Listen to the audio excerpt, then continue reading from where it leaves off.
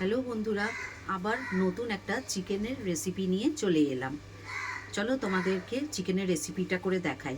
চিকেনের রেসিপিটা করতে আমার লাগছে আদা বাটা, পেঁয়াজ বাটা, ধনেপাতা, পুদিনা বাটা, এখানে আছে টমেটো, সাদা তিল, রসুন বাটা, নুন, চিনি, গোটা গরম মশলা, আলু, সর্ষের তেল। চলো তোমাদেরকে করে দেখাই। চিকেনটা বলতে ভুলে গেছিলাম, আর কড়াটা এখন আমার গরম হয়ে গেছে। কড়ার মধ্যে আমি সর্ষের তেল দিয়ে দিচ্ছি, দিয়ে আলুটা আমি ভাজবো।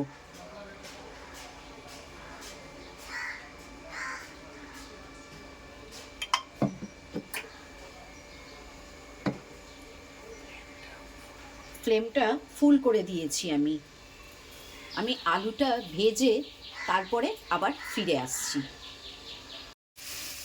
আমার আলুটা ভাজা হয়ে গেছে। আমি এই আলুটাকে তুলে নিয়ে তারপরে আবার আমি আসছি। তেলটা আমার গরম হয়ে গেছে, ওর মধ্যে আমি গোটা গরম মশলাটা দিয়ে দেব।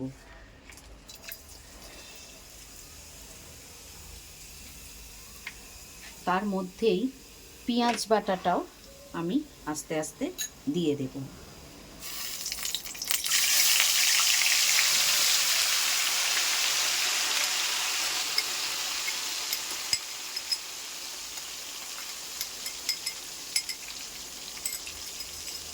পেঁয়াজটাকে আমাকে ভালো করে ভাজতে হবে যতক্ষণ না পেঁয়াজের কাঁচা গন্ধটা যাচ্ছে না। আমি পেঁয়াজটা ভেজে আবার আমি ফিরে আসছি। আমার পেঁয়াজটা ভাজা হয়ে গেছে, এবারে আমি দিয়ে দেব আদা বাটা।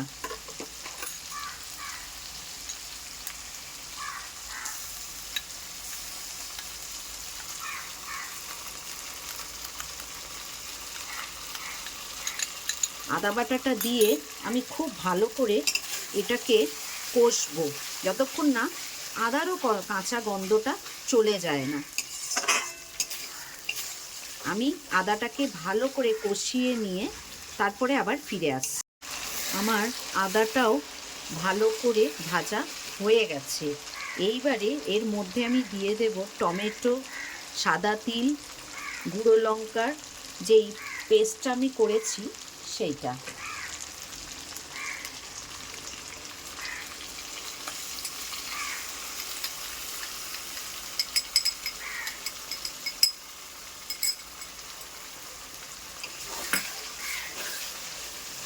যতক্ষণ না এর সাইড দিয়ে তেল ছাড়ছে না ততক্ষণ এটাকে আমাকে কষাতে হবে। কষিয়ে তারপরে আমি আবার ফিরে আসছি। বন্ধুরা দেখো, পুরো তেল ছাড়তে শুরু করে দিয়েছে। এবারে আমি দেব হচ্ছে ধনেপাতা পুদিনার যে পেস্টটা আছে সেইটা।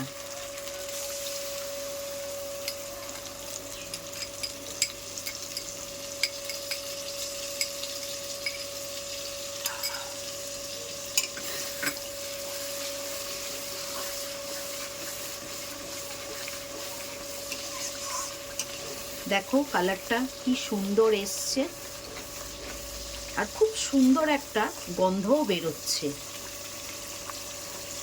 এবারে আমি একে একে দিয়ে দেব নুন স্বাদ মতন,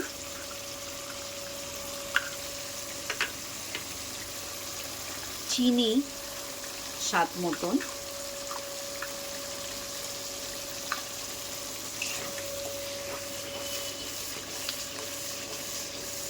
দিয়ে এটাকে আমি অল্প একটু কষে এবারে এর মধ্যে আমি মাংস আর ভেজে রাখা আলুটা দিয়ে দেব।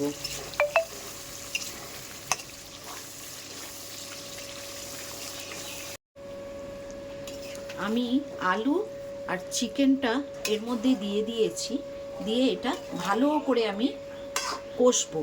কষে তারপরে আমি ফিরে আসছি। বন্ধুরা, চিকেন থেকে এবার জল ছাড়তে শুরু করেছে। আমি এবারে এর মধ্যে অল্প একটুখানি গরম জল দিয়ে দেব। মাংসটা তারপরে সেদ্ধ হবে, সেদ্ধ হয়ে গেলে আমি আবার ফিরে আসছি।